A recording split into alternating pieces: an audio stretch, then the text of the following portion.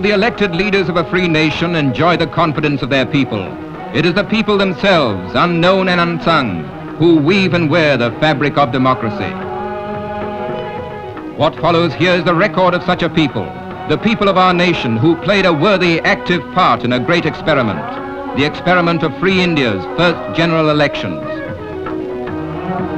The aims and ideals that became reality on our attaining independence were well expressed through the adult franchise clause incorporated in our Constitution. Universal adult franchise, a phrase that became a fact, a phrase which conferred on nearly half our total population the right to vote, the right to frame the form of government most suited to our needs. For a nation that had emerged so recently from foreign rule, it was a big step, a bold step forward. For a nation whose illiterates formed the vast majority, it was a course of action in keeping with the size of our subcontinent. The first phase in the great experiment was to enumerate the lists of eligible voters, to fashion the electoral rolls for the entire country. This was a task of the greatest magnitude, for over 175 million names had to be compiled and entered.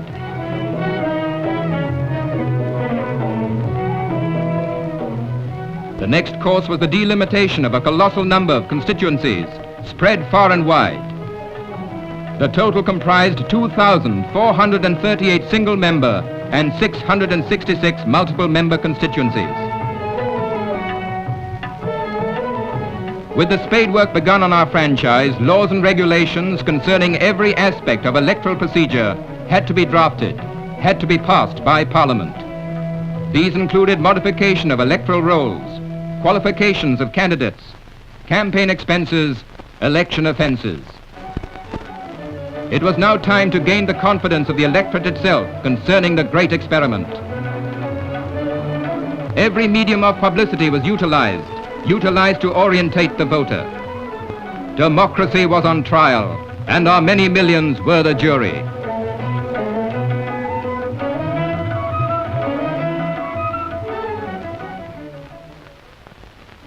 Since there is no better way of learning than by doing, a series of mock elections were arranged. These mock elections, held at various centers, acquainted our people with the mechanics of voting. Symbols sidestepped many a difficulty, making it easy for an illiterate to spot his favorite candidate.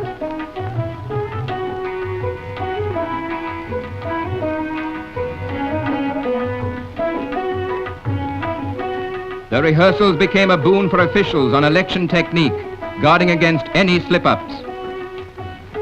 This official training made for safe and fair conduct of the elections.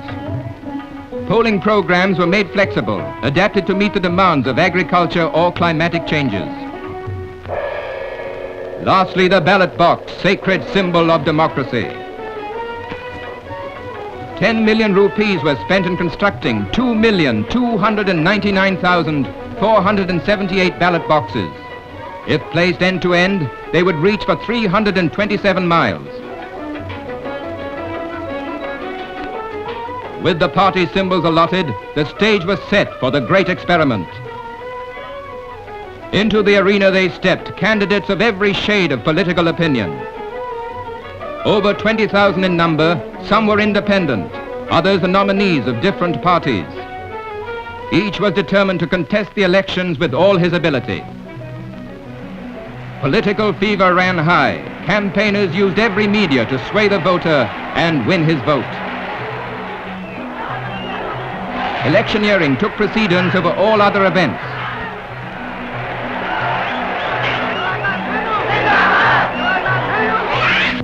Candidates, through personal contacts with the public, explained what they and their parties stood for and had to offer. Well-known leaders made extensive tours, gaining personal knowledge of the political pulse of our people. Mr. Nehru, as president of the Congress Party, made a lightning tour of the land. In a period of 7 weeks, he addressed innumerable meetings to a total audience that could be safely reckoned in millions. He campaigned as Congress President, but as Prime Minister, he exhorted our countrymen to exercise their franchise. He said, "It does not matter for whom you vote, but vote." Equally vehement were the other party leaders and candidates. Jaiprakash Narayan, outstanding figure of the Socialist Party. Leaders of the Krishak Mazdoor Praja Party, Sucheta and Acharya Kriplani and T. Prakasam. Dr. Shyama Prasad Mukherjee, the Jan Sangh, and communist leaders, Miraskar and Gopal Rao. Political views of every size and shade were seen, developing the giant design of democracy. And then on the 25th October 1951, the great experiment unfolded. Among the first of our 175 million men and women to go to the polls were the hardy hill folk of the northern district of Himachal Pradesh. Next came Travancore Cochin, followed by Hyderabad, Pepsu, Madhya Pradesh, the Punjab, Bombay, Madras and so on. Such scenes were an oft-repeated theme throughout the nation. Each citizen over 21 had the right to cast his vote.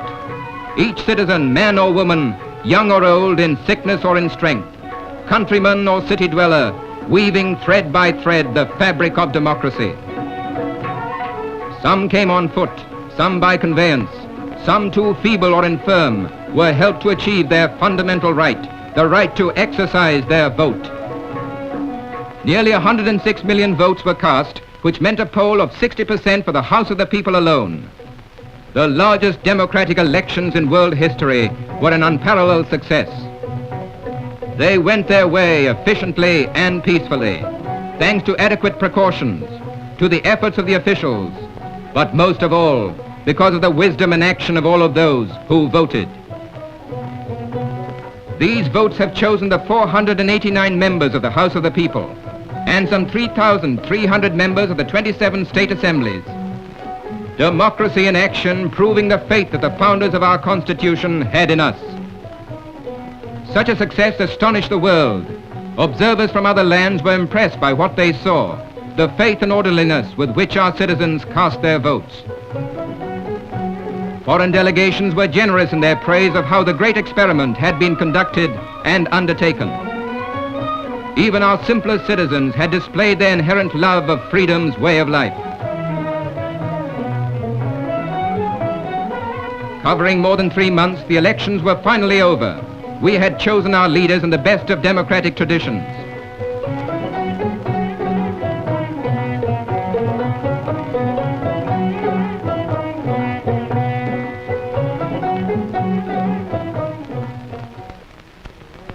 In conclusion, the chief credit for this noble undertaking goes to our people, whose multi-million voices have always the ready answer to what's good and bad in government.